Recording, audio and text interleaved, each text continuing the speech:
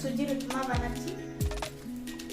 উপমা বানাবার জন্য দেখুন সুজি নিয়ে নিয়েছি, একটু কালো সরষে, পেঁয়াজ, বাদাম, কারি পাতা, দুটো শুকনো লঙ্কা, কিছুটা কাঁচা লঙ্কা।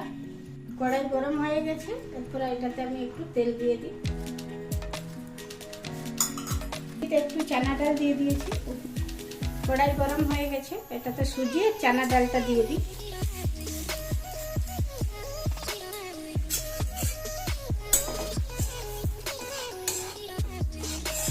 সুজিটা আমার ভাজা হয়ে গেছে, হালকা একটু ব্রাউন হয়ে যায় তো ভালো লাগে।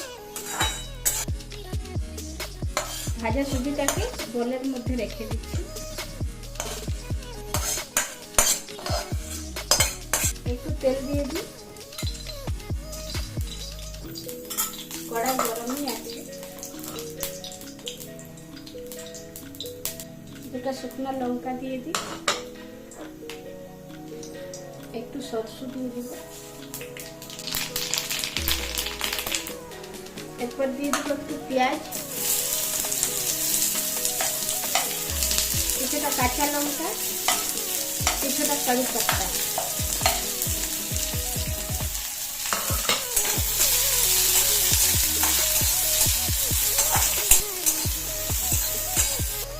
পেঁয়াজ ভাজা হয়ে গেছে, এরপরে জল দিয়ে দিই।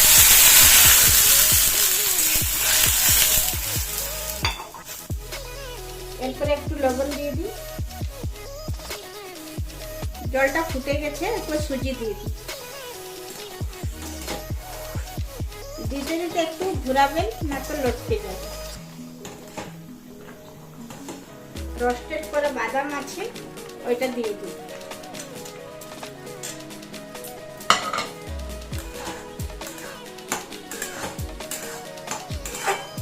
উপমাটা আমার এটা ঠান্ডা হতে একটু করে দিই।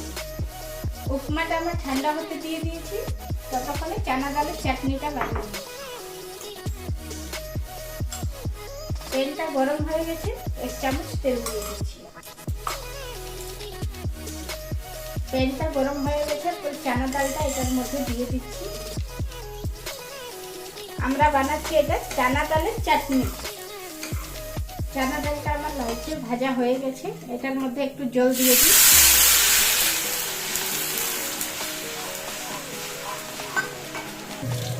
চানা ডালটাকে এটার মধ্যে ছেঁকে দিচ্ছি।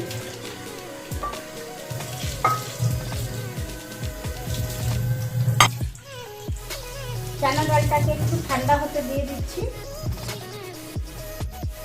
চানা ডালটাকে মিক্সির জারে নিয়ে নিচ্ছি চাটনি বানাবার জন্য। চানা ডালটাতে একটু জল দিয়ে দিচ্ছি,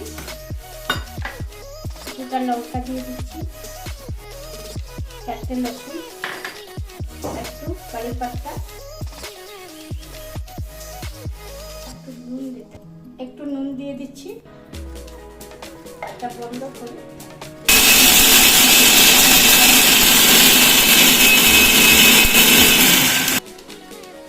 আর একটু জল দিয়ে দিচ্ছি, যাতে ভালোভাবে এটা চাটনিটা বনে। চাটনিটা রেডি হয়ে গেছে, মানে পেস্টটা রেডি হয়ে গেছে।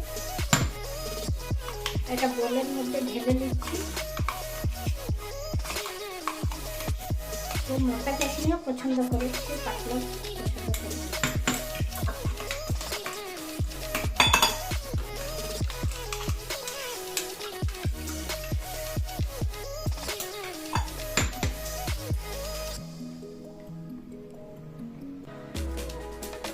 গ্যাসটা অন করে এরপরে চানা ডালের চাটনিটাতে তাড়কা দেওয়ার জন্য এটা বসিয়ে দিয়েছি। গরম হয়ে গেছে, 1 চামচ তেল দিয়ে দিই, কিছুটা সরষে আর 2টা শুকনো লঙ্কা দিয়ে দিব,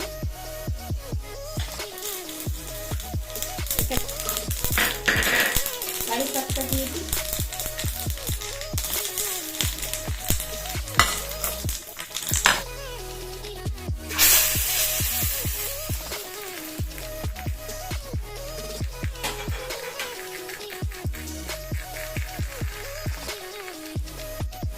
উপমা চানা ডালের চাটনি রেডি হয়ে গেছে। দেখুন আর আমার চ্যানেলটাকে সাবস্ক্রাইব করবেন।